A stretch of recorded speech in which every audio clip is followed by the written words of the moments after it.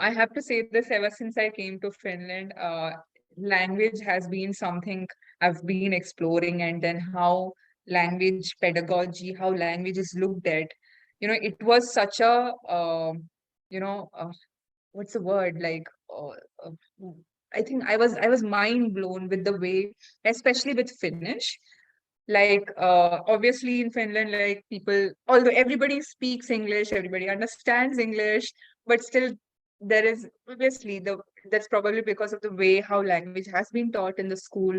uh, I have been very amazed by, at least with Finnish, of how even a lot of the technical words are in Finnish.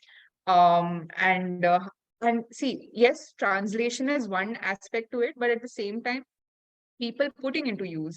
In Indian context, I can say that I myself, even my mother tongue is a language called Malayalam, and uh, I use a lot of English language when I'm speaking. So which seem to feel a little awkward, and it's especially after coming to Finland. So I keep monitoring that how many English words do I use when I'm speaking either Hindi or Malayalam. So I'm just like, and the moment if you start speaking only in Hindi, yeah, avoid English, people would say that, oh, you're being too formal. Why are you speaking fully in Hindi or fully in Malayalam? So that's, but here it's like, no, it's like you speak the language as it is. Don't combine two languages.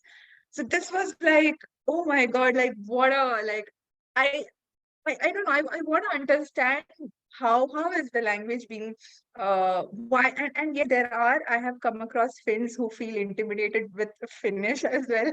So so maybe, I mean, I don't know. So probably you As a could tell us. language teacher now, I have like half of a lecture, and let's not do that.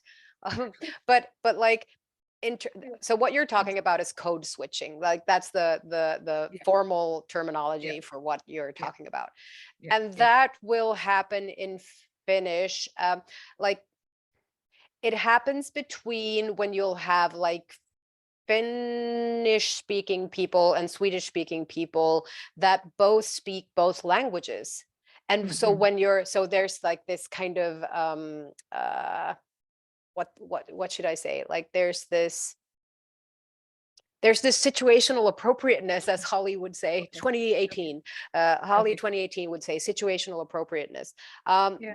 But like there's this like appreciation for that. If the other person doesn't speak the language, then you fully use their language. So you'll find in a situation where you'll have 5 Swedish speakers in a group, and someone who has Finnish as a mother tongue and hasn't indicated that they also speak Swedish, like everyone will change into Finnish. And it's like a politeness thing. So it's also a cultural thing in that sense. Uh, Yeah. uh, but then we also live in the Swedish speaking bubble here, because it's basically like Swedish speaking Yeah. here. So you'll Yeah. have people who only associate with Swedish speakers, and then they'll just speak Swedish together. But all of a sudden, if you have 2 bilinguals and like people are aware of it and they've discussed it in a sense, then you'll have Okay. people starting to code switch. I code switch all the time between so many words, but I'm an aware user, so I also like preface it. So I would say like, Okay. as the Finnish would say, and then I would Yeah. use like terms Okay. from there. But there's Mhm. also this thing where you need to keep in mind that if Yeah. we just rewind time about 10 years, Yeah. the average rate of influx of different cultures, so immigration, would be Mm. 40 people a year. Oh, So Finnish population is 5 yeah. million. Yeah. 5. Yeah. 500. Yeah. But like we had a very large cap on immigration. Mm. Mm, mm, mm. The European Union changed that to a large extent. And so Yeah. that was European Union standards, like the 40 people a Okay. year, but we were very Okay. much criticized for this. And Mm. so like, Okay. keep in mind, we're a white, homogenous, however, like Mm. Yeah. bicultural in that sense. So there's Yeah. Swedish speakers Yeah. and Finnish speakers. Yeah.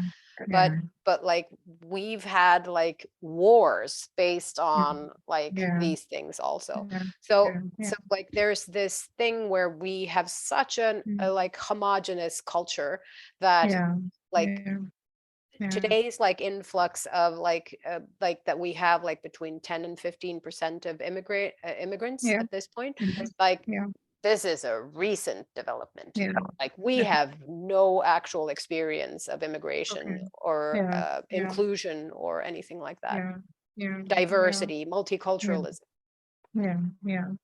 Yeah, but I can definitely say that at least in 2023, things have changed. And I really, I think, appreciate Finland for that, like from the way, like what I've heard from other people who have come here 10 years before, and then now how things have changed so much. And yes, it's gradually opening. Yes, change takes time, and especially for a society to acknowledge and accept new cultures coming in.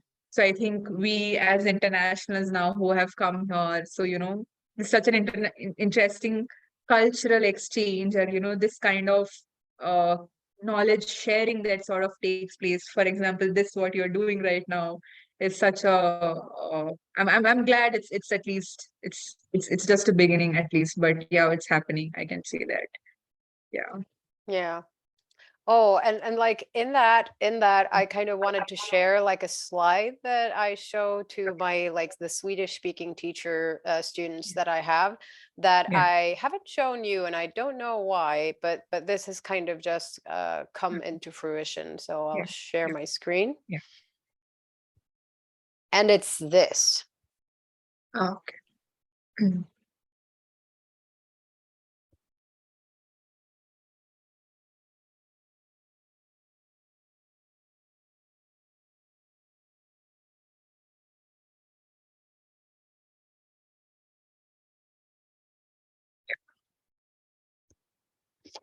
And so like, if you kind of look at like what this would do in a classroom with different cultures and different like knowledge or different language knowledge, even like the language will stop meaning so much. Like language is just a form of cultural communication in a sense, like coming to an agreement or a disagreement on something. But notice also like in Finland and in the Nordic countries overall, like there's this consensus type thing that we would much rather agree than disagree, and which means that debates and panel discussions are really not kind of used as teaching methods that much, because like we don't see the value in them. So that's kind of an interesting turn as well, if you look at it from kind of an international perspective. But languages. And also I want to quote Maj-Lene Rönnqvist, 2023. She's quoting someone else, but I don't know who the originator of the thing is. But 80% of an L2 acquisition, like learning your second language, comes from reading text, also hearing text being read out loud. And so that's kind of interesting as well, if you start to look at it from that perspective, and what that does like in a communicative situation or in a classroom and language learning.